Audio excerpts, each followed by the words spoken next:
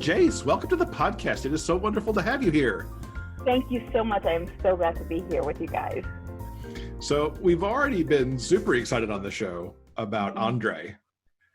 And now you've got a new book coming out with learned behaviors, and we're going to get to meet Jaquan and Matt. Please tell us all about this book. So this is a book that was inspired by a tweet.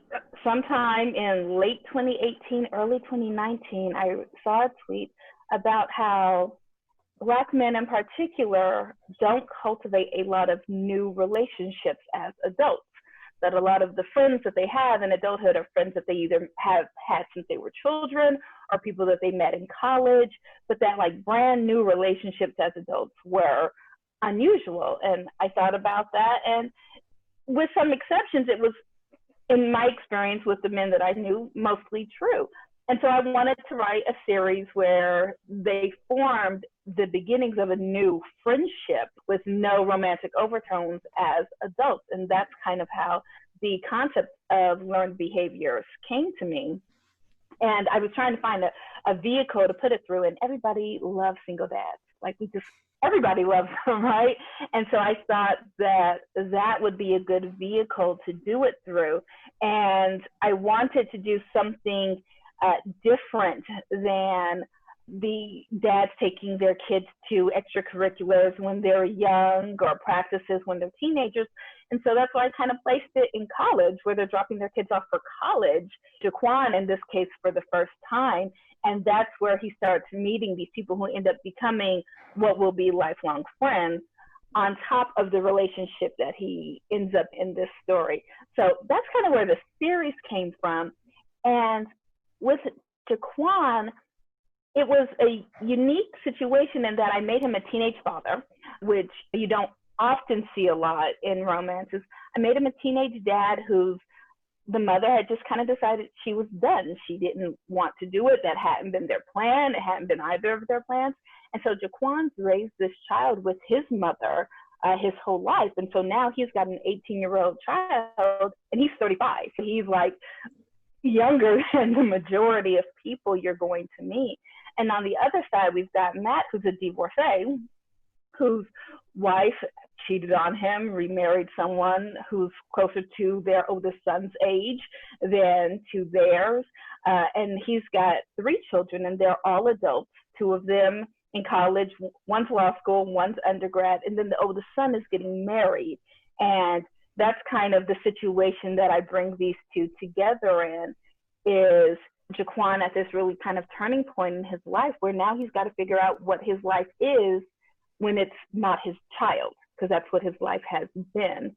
And Matt trying to strengthen the relationship with his children that frankly was harmed by the divorce, not necessarily because the wife did anything, but because he had spent so much time trying to provide for his family that he forgot to be there for his family.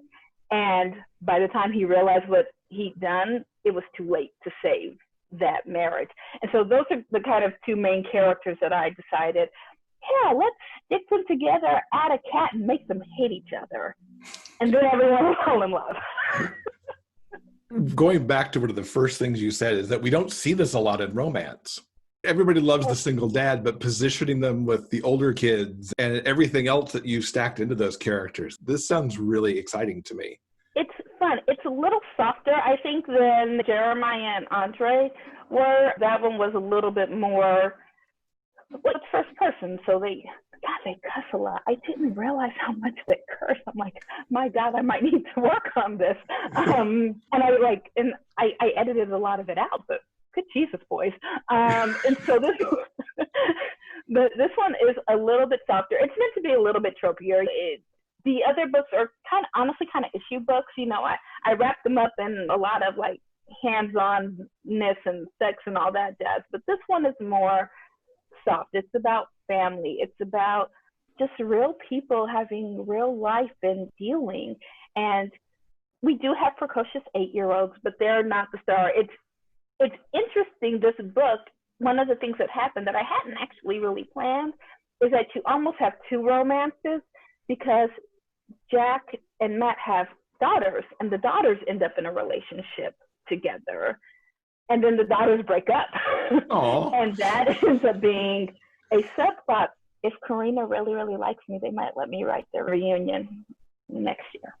We'll see. They break up, and that actually ends up being a bit of a trigger point in Jaquan and Matt's relationship, that the daughters don't necessarily approve of them being together. And it's different when you've got people who are grown, even if in name only, as 18-year-olds tend to be, who have very strong feelings.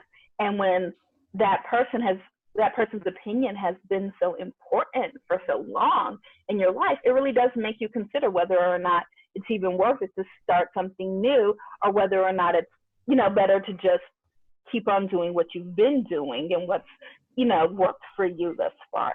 So I think it's a lot of fun. I really, really like it. I'm nervous about it because it is a bit different than Jeremiah and André were. So I just hope people like it. But it's a sweet story. It's very sweet.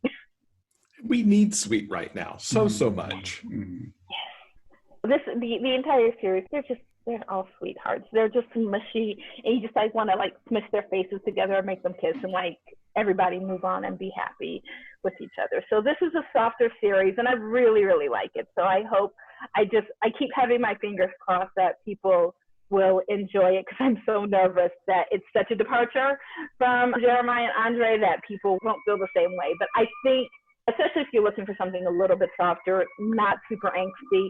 One of my critique partners loves angst, and she says, oh my God, I have to keep reminding myself that this is intentional, that it's not as angsty, because good God, woman, there's so much you could do. And I'm like, yeah, but I didn't want to, So I'm hoping that works for the segment of readers out there who are looking for something a little bit lighter in these kind of turbulent times right now. So what's the plan for this particular series? So this book is out in November. Now the next book in the series is A Friends to Lovers, and that's out in March. And then, Lord willing, you'll get a one-night stand ghosting situation turned into a Manny romance sometime next year. But Karina, when I got this contract, they purchased the first two books of High Rise. They purchased Jeremiah and André, and then the first two books of this one. So hopefully, if things go well with this book and with the next one, they'll pick up the last two. The third one would be the Manny, and then the fourth one would actually be the daughters from this book, from Learned Behaviors, reuniting at Jaquan and Matt's wedding some 5 years in the future. So that's what I'm hoping for. Oh, so much to look forward to. Yes, I'm hoping so. So I very much, when I started writing, was not sure how much the world was ready or interested in Black gay romances and Black queer romances. And so I'd always intended to self-publish. And so in the back of my mind, I'm like, well, if they don't pick it up, I'm still going to self-publish it. So the books will come out. The question will simply be whether or not they're under Karina's name or my own. So a couple of weeks ago, I reviewed André here on the podcast, and I fell absolutely in love with those men and their story. The book is absolutely wonderful. That's actually part of a series called High Rise. Where did that idea come from for those two books, Jeremiah and André? 2 months before I got married in 2017, I was sitting on the floor. I'd written a short story that had been published some years back, and I was kind of at a crossroads with where I wanted to go with my career.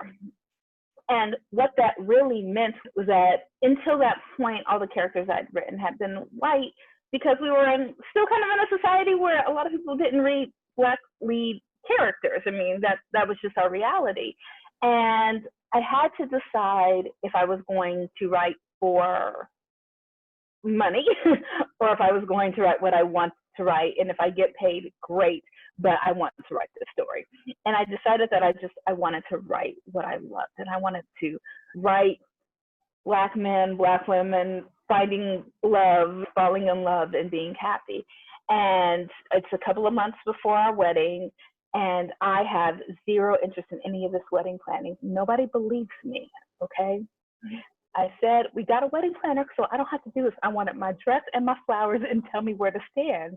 No one believed me until they realized that they realized I was serious, and they're like, oh, she really doesn't care. No, she doesn't.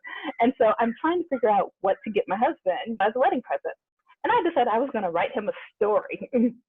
And that was Jeremiah. I'm going to write a love letter to my husband. And so honestly, High Rise is a series-long love letter to my husband. That's what it is at the end of the day. Every character in here is my husband in some way, shape, or form, the good, the bad, the ugly, the heart-rending, the everything. And so that's really where it came from.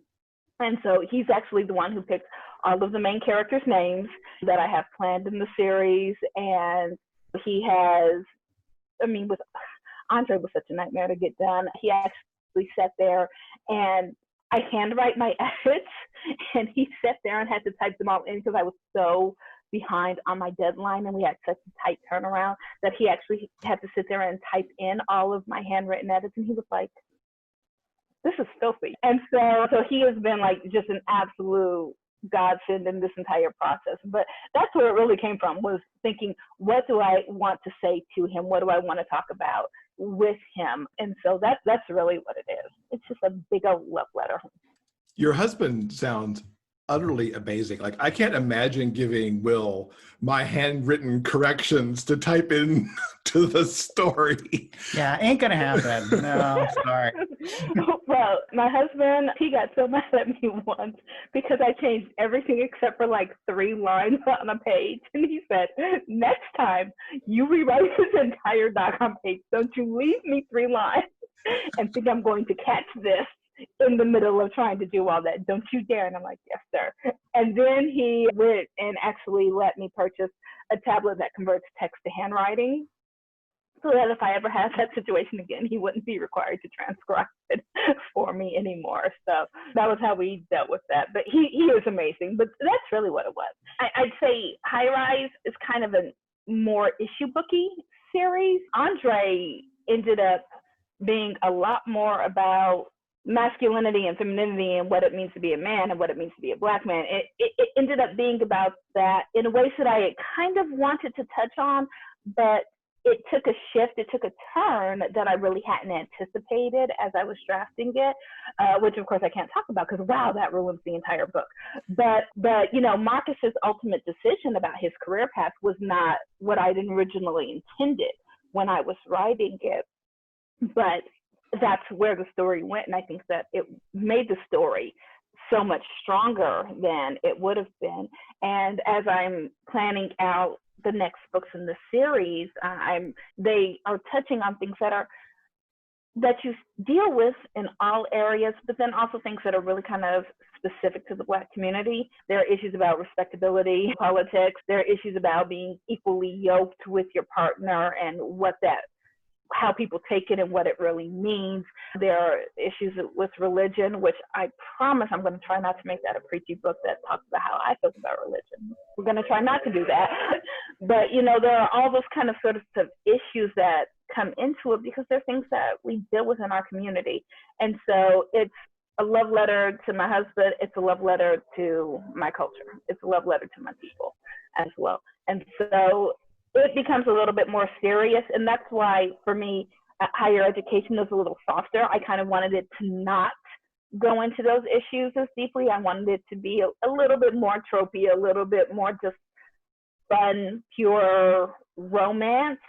I don't know how to apparently write things with no issues in them. Like, that's apparently just not how my brain works.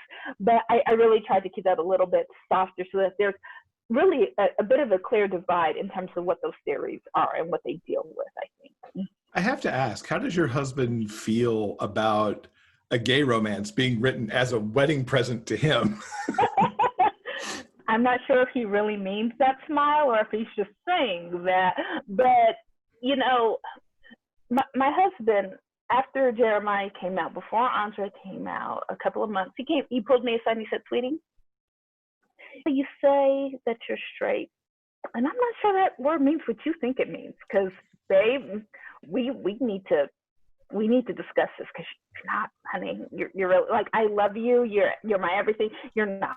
Yeah, I mean, I'm gonna need you to let that go. And I'm like, what are you talking? Oh, wow, he's right.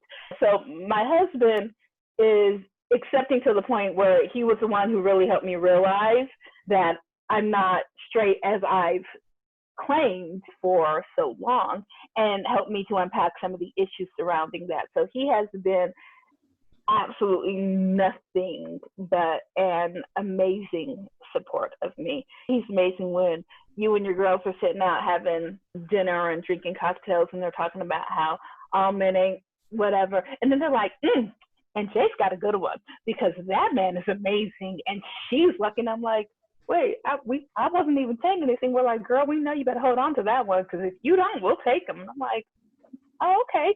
And everyone who meets him says it. Everyone likes him more than me. He's the sweetheart and I'm the bully, but it works. And I think he's proud more than anything. I think he's proud of the work and the time and having sat there and watched me force myself to get up at 6 and then get up at 5 and now get up at 4:30 to do the things and to keep pushing.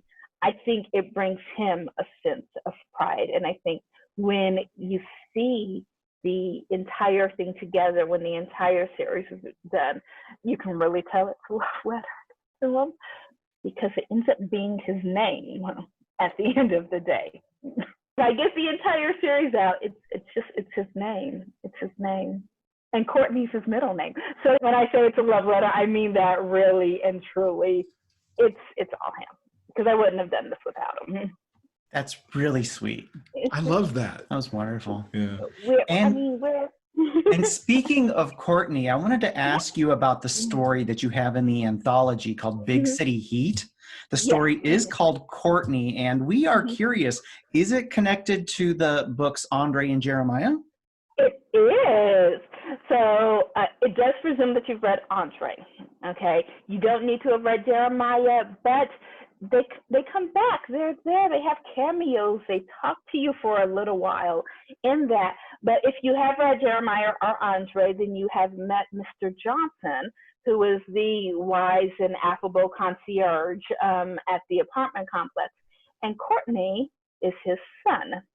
And he's never mentioned his son before. And you get a little bit of the understanding as to why that is in some of their backstory, which has prompted one person to tell me I have to write the entire thing, and I don't want to. We'll see. But he ends up with André's baby brother, Tracy. So it does presume some understanding. And yes, I do realize that the characters' names are Courtney and Tracy. And one of my friends was like, you did that on purpose, didn't you? Yes, I did. And so, but it is a gay male. It is not sapphic. That's coming Lord willing. But yes, Courtney and Tracy are both men in this story. And so it is tied into them. And you get to have another 4th of July in Jeremiah. The 4th of July party was kind of the inciting incident of the book. And so we get to have another 4th of July. You get to see Jeremiah and Colin a little bit further into their relationship and kind of see where they are now in their relationship. And it takes place really at the conclusion of André and Marcus's story. So they are newly together. They're very newly together and having that relationship. And Marcus has just recently moved in with André at the time that this story takes place. So it just takes place over the weekend, but it's a lot of fun. It's very, very sweet. It's very cute. It's only 20,000 words. It's super short, but it's a lot of fun. All of the books are a lot of fun. You get some of everything. You've got billionaires and interracial and me and Jody Payne. She says hello. She has a story in the book. So you've got, I think, 2 males. You've got some IR. You've got, my book is 2 Black characters. You've got bat rep. You've got billionaires. You've got a little bit of suspense. You've got really something for everyone in there. So I'm really excited. And it comes out on my birthday, which is even better. Nice birthday present. Yes, it is. It is. So I'm excited for that. It should be a lot of fun. It should be a lot of fun. Well, how many books do you plan for the entire High Rise series? it was originally 5, and then Storm and Lizzie were so popular that I thought about doing them as a novella, and then decided that they deserved more than that. I didn't want to get into a situation, some of the women in the books have been popular, and I didn't want to be in a position where I was writing, the men were getting full-length novels and the women weren't. So I was like, you know what, let's make them a full-length novel as well. So right now I'm planning 4 more books in the series. I am planning Solomon, which is about religion. Omar, which somehow became about respectability politics. That wasn't what this book was meant to be, and yet here we are. Niles, which who knows what that's going to be about. That one actually, the love interest is a widower, so that one's interesting. And there's a bit of an age gap, but the younger of the two is in his late 30s. And then Storm and Lizzie, who get together, break up, and get back together, and I have no idea how yet. I know is that it will happen at some point. In the events in Courtney, they've broken up. And so somehow I got to figure out why. And then I have to get them back together again. So that's what I'm planning for right now. So 6 books total in that series. Whole bunch of good stuff happening right there. Yeah.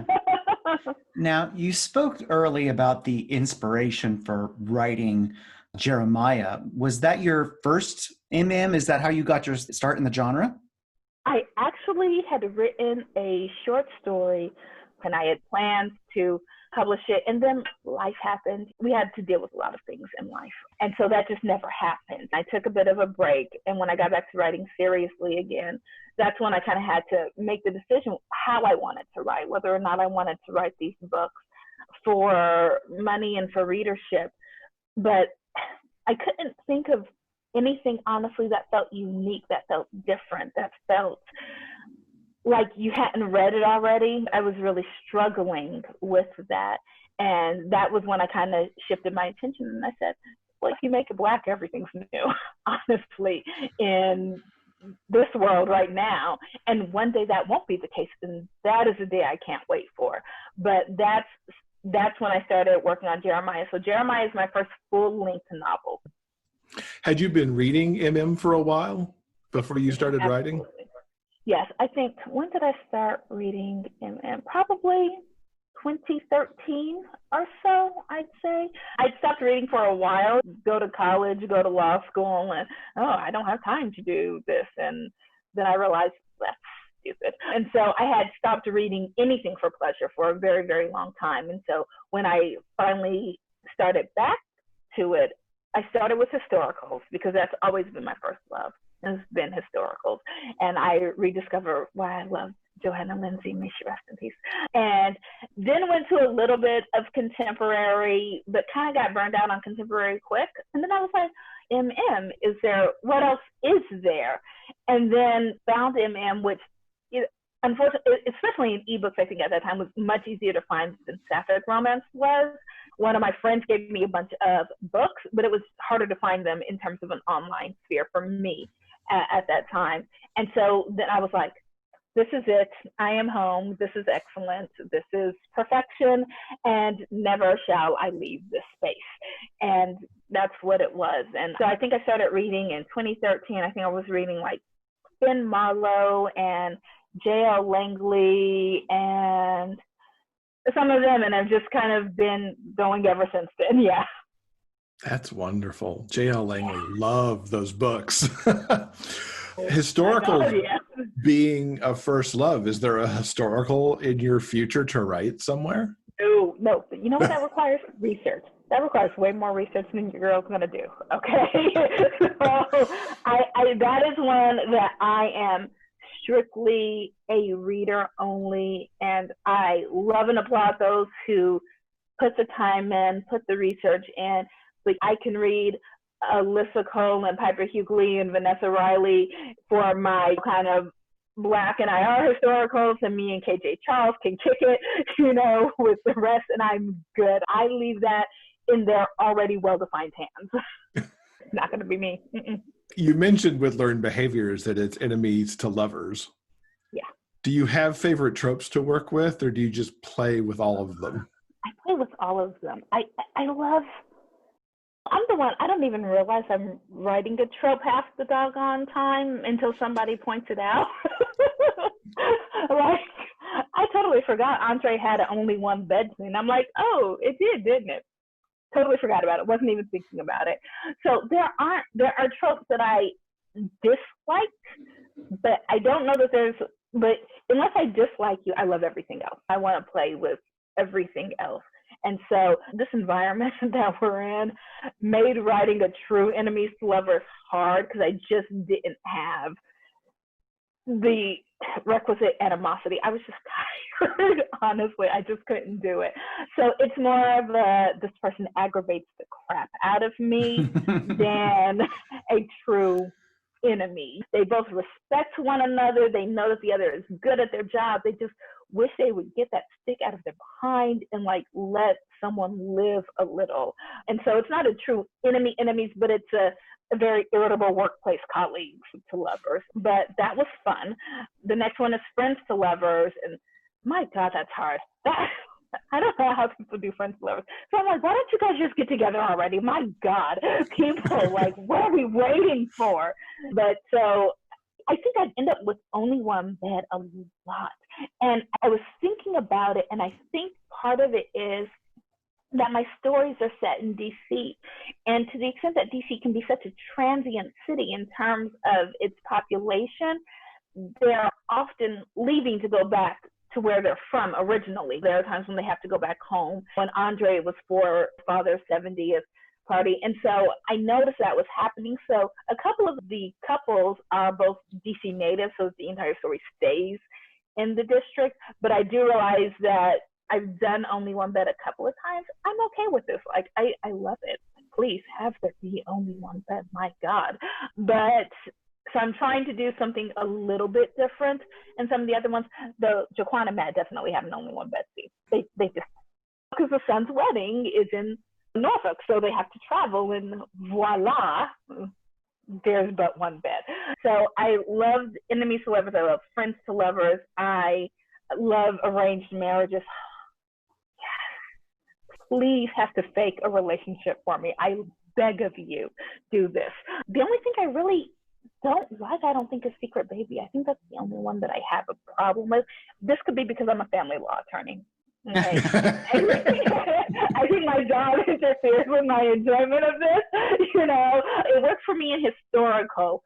I have a hard time with not getting child support. Honestly, I'm like, wait, you had this baby for how long and you ain't going after for child support? See, I can't respect you anymore. So I have a problem with it in contemporary in a way that is, I think, directly related to what I do for a living. But in historical, I love it. Like, I mean, you can put it all day in historical because the travel makes it harder to communicate. If you find out when you were on a ship somewhere, likelihood is you're going to get to where you're going and you can't just turn around and go back to the person. So I can deal with it there. It's just, that's the only one. But I mean, you give me step siblings, I'm all over it. Come on. You know, I love everything else. There's very little that I can think of that I don't like in terms of tropes. As long, and when they're handled well, any trope is amazing. So why limit yourself? What's a book you've read that you would recommend to our listeners? It's kind of been a mess of a year. And so I think I've really reread a lot of stuff. Oh, things I love. Kelly Farmer's Out on the Ice, exceptional. Adriana Herrera's Here to Stay. I loved, Kendall Ryan's Anything. I mean, just read anything she writes. Melissa Blue's newest ones, Rebecca Weatherspoon's, all of which are, you know, somewhat comfort reads. And so the newest Under the Kill came out. And I'm like, oh, let me go reread the first 6 books. Sure, why not? I have to do. So a lot of rereads. Chase Verity is just an absolute favorite of mine. I love them so much. And I think I probably read Team Bison and Team Bison Forever once a quarter, like clockwork. And I'm envious that I will probably never be that good, but I love them. And would like to pick them up and put them in my pocket and carry them around with me forever. And then to get a little bit away from romance all the time, I've been rereading a lot of Rachel Caine, the Stillhouse Lake and the Kilman Creek, and that series. Been rereading a lot of that. So, which helps with my murdery tendencies on occasion. Yes, Rosie Adams is amazing, and Christina C. Jones, y'all. Thank me later. Kat Jackson, thank me later. Now, earlier when we were speaking about higher education, we were talking about the plans for the next in the series, which is coming out in March. What else is coming our way in 2021? So that is the last definite book that actually has a date to it. So, and that's Best Friends to Lovers. And that's another one where the child is not college age, but the child in this case is a high school student, beginning high school. And so that's next. And then the rest of that series would be, as I mentioned, a Manny situation. And that's the one where you kind of got kids of different ages in that one. You've got high school, you've got college, and then that's when you get the kind of precocious 8-year-old twin running around. You gotta wait for book 3 for that. And then Lord willing, the secondary romance that was in book 1 hopefully will have their own story as well later on. So that's what I'm hoping for with them. If I'm lucky, I'll be able to go back to High Rise and get the rest of those books out and then give you guys the rest of the higher education series. I think it's a lot of fun. And somebody asked me if I was going to write a baseball series because I mentioned baseball and Jeremiah apparently one too many times. It's like, oh, you should write a series about baseball. I'm like, I love baseball. I truly do. And so now I have a 9-book series planned. Wow, that sounds amazing. Nothing wrong with that. So much to look forward to. so literally, whereas I was saying, hopefully Karina will pick it up. I have loved working with Karina, would love to work with them some more. But because I never actually expected to be published by a publisher, my plan has always been to self-publish. So they said those books will come out.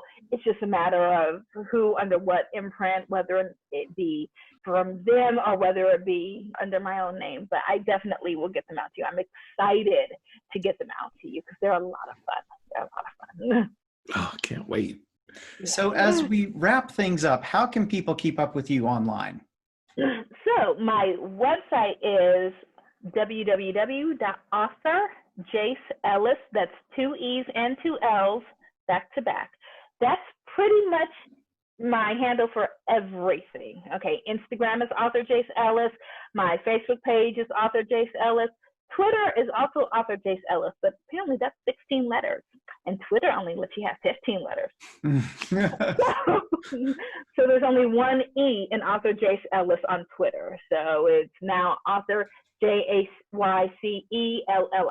Only one E on Twitter only. Everything else is 2 E's and 2 L's. And if you go onto my website and take a look at Courtney, there's an excerpt of it on the website because it's in the middle of the book for the actual anthology. So if you want to get a glimpse, see what it's about, the first chapter is up on my website. Because I think it's page 500 in the actual book. I know what we can do right after we're done here. Yeah. Go read a chapter. It's up there. I double checked today to make sure it's up there. Well, thank you so much for talking to us. We're going to link to everything that we have talked about in the show notes so people can go find it really easily. And yeah, can't wait to read what's coming next from you. Some really good stuff on the way. Thank you so much. It has been my absolute pleasure talking to you guys. Like I said, this is kind of a dream come true. And I so hope that you guys enjoy Learned Behaviors as much as you did, André.